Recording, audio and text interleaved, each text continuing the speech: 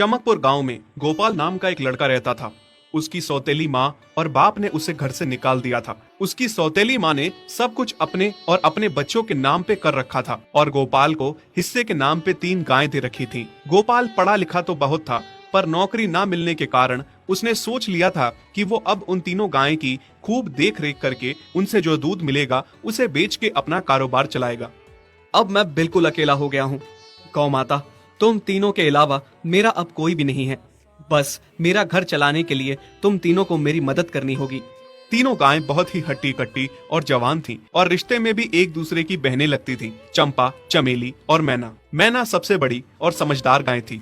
चंपा गर्भवती थी और चमेली को अभी अभी बच्चा हुआ था। वो दूध दे रही थी, जिसके दूध को बेच के गोपाल का थोड़ा बहुत घर चल रहा था। पर गोपाल को अब चंपा और मैना पे पूरा भरोसा था कि जब उनका बच्चा हो जाएगा तो वो खूब दूध देने लगेंगी और जिससे उसका कारोबार अच्छे से सेट हो जाएगा। देखा चमेली बहन, हमारे मालिक को कितनी उम्मीदें हैं हम तीनों से। हाँ चंपा, सुना मैंने, मालिक ने हमसे कितनी सारी उम्मीदें लगा रखी हैं। और उम्मीद रखे भी क्यों ना, कितना समय खर्च करते हैं मालिक हम पे और कितनी सेवा करते हैं हमारी, कितना खिलाते पिलाते हैं हमें। और फिर हम मालिक की उम्मीदों पे खरा ना उतरेंगी तो धिक्कार है हमारी जिंदगी पर। सही कह रही हो बहन तुम। चलो हम तो मालिक के लिए कुछ ना कुछ कर ही लेंगे। तुमने बच्चा दे दिया है, दूध भी दे रही हो, मैं भी गर्भवती हूँ। थोड़े दिनों में मैं भी बच्चे को जन्म दे दूंगी, फिर दूध भी देने लगूंगी। लेकिन इस मैना दीदी को देखो, हम दोनों से बड़ी हैं, एक बार भी बच्चा ना दे पाई आज तक। क्या इसका फर्ज नहीं बनता मालिक के लिए कुछ? ये तो बड़ी हैं, हमसे ज्यादा इसको मालिक के लिए करना चाहिए था, लेकिन हम छोटी होकर इतना सोच रहे हैं। तुम दोनों ऐसा क्यों कह रही हो? क्या गलत कह रहे हैं हम? सही तो कह रहे हैं। कितने सालों से बांझ पड़ी हो तुम। ऐसा कैसे कह सकती हो तुम? बच्चा देना ना देना मेरे हाथ में थोड़े ना है। मैं भी तो माँ बनना चाहती हूँ ना। मैं भी चाहती हूँ कि दूध दूँ और मालिक को मेरे दूध से कुछ फायदा हो। अरे तुम क्या बच्चा दोगी जो इतने सालों से नहीं दे पाई?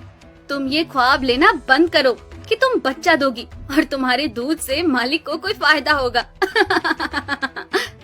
दोनों छोटी बहनें बड़ी बहन मैना की बेबसी का मजाक उड़ाती हैं और उस पे हंसती हैं। इस बात से मैना बहुत दुखी होती है और रोती है कि उसी की बहनें उसको दिलासा देने की बजाय उसे ताने मार रही हैं, उसका मजाक उड़ा रही हैं। फिर एक दिन गोपाल का पड़ोसी उससे कहता है, अरे गोपाल, तुम्हारी 2 गायें तो ठीक है, एक गाय का क्या है? उससे तुम्हें कोई फायदा नहीं है, बेच क्यों नहीं देते उसे? अरे नहीं नहीं भाई साहब, बेचना क्यों उसे? अभी बच्चा नहीं दे रही तो क्या पता कल वो बच्चा दे दे। कोई भी काम जल्दबाजी में नहीं करना चाहिए।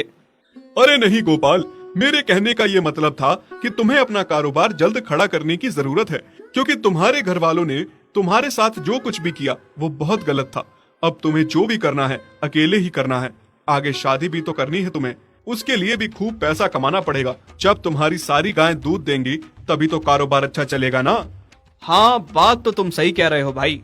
मेरी मानो तो तुम अपनी गायों को क्रॉस करवा के देख लो, शायद उससे बच्चा हो जाए। हाँ, ये सुझाव तुमने सही दिया, मैं कल ही ऐसा कर लेता हूँ। सुना तुमने मैना बहन मालिक की बातों को? कितना परेशान है मालिक तुम्हारी वजह से, पर तुम्हें तो कोई बात कह ही नहीं सकते। झट से बुरा जो मान जाती हो तुम। मैना ये सब सुन के बहुत दुखी होती है, पर करती भी क्या, उसके हाथ में कुछ नहीं था। गोपाल ने मैना को क्रॉस करवा के भी देखा, पर उसका भी कोई फायदा नहीं हुआ। गोपाल, जो सुझाव मैंने तुम्हें दिया था, क्या वो तुमने आजमाया? हाँ भाई, वो भी करके देख लिया, पर उसका भी कोई असर ना हुआ।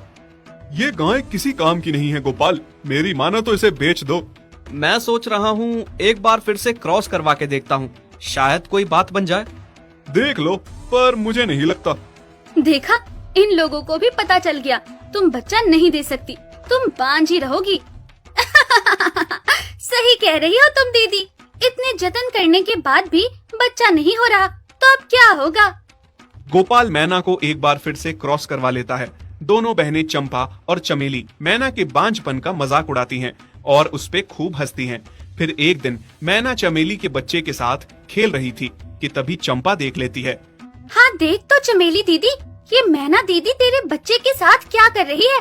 मुझे समझ में नहीं आ रहा, तू इस बांझ के साथ अपने बच्चे को कैसे छोड़ सकती है? जब मेरा बच्चा आ जाएगा मैं दिल में बसा है मेरा भोला। सब